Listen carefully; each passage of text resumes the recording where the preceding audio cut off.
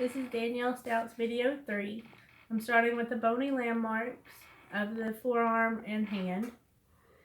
And the lateral epicondyle is on the proximal end, no, the distal end of the humerus. It's right here.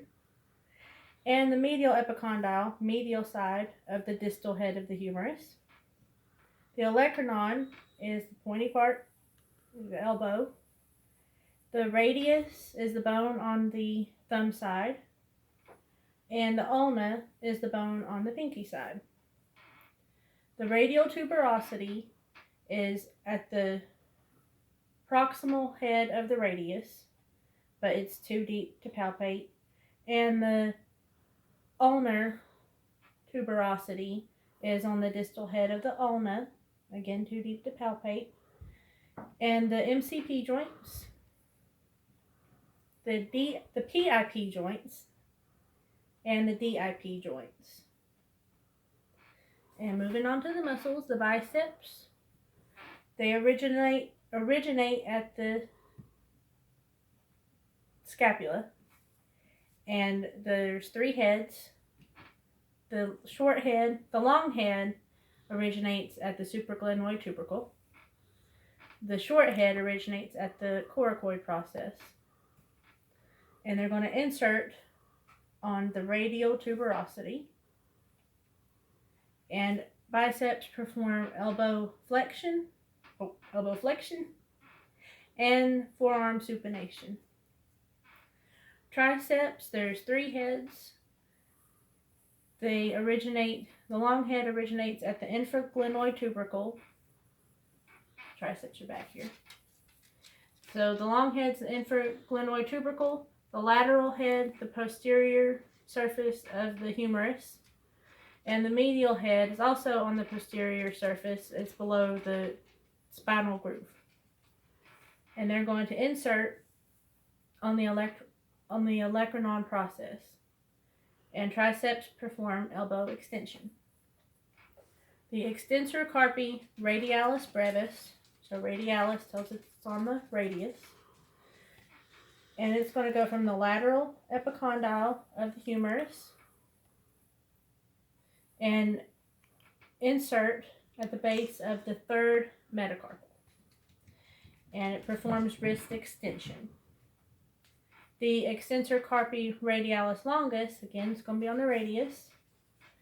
And it goes from the supracondylar ridge of the humerus and inserts on the base of the 2nd metacarpal.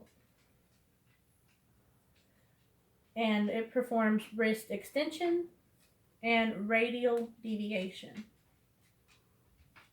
The extensor carpi ulnaris is going to be on the ulna, and it goes from the medial epicondyle of the humerus, the origin, and inserts on extensor carpi ulnaris, lateral epicondyle of humerus to the base of the 5th metacarpal.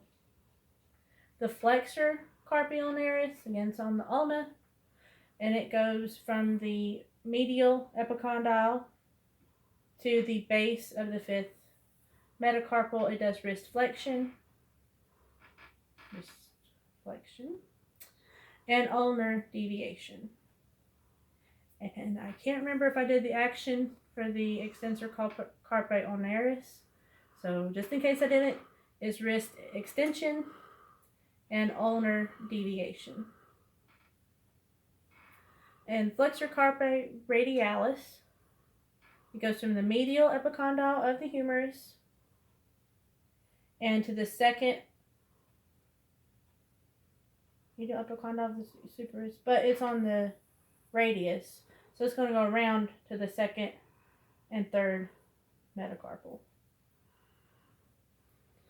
And it performs wrist flexion and radial deviation.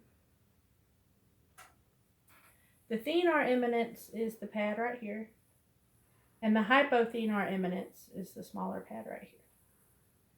The extensor digitorum communis goes from the lateral epicondyle of the humerus to the base of the distal phalanx of 2nd through 5th fingers.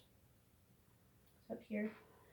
And it extends the DIPs, PIPs, and MCP joints.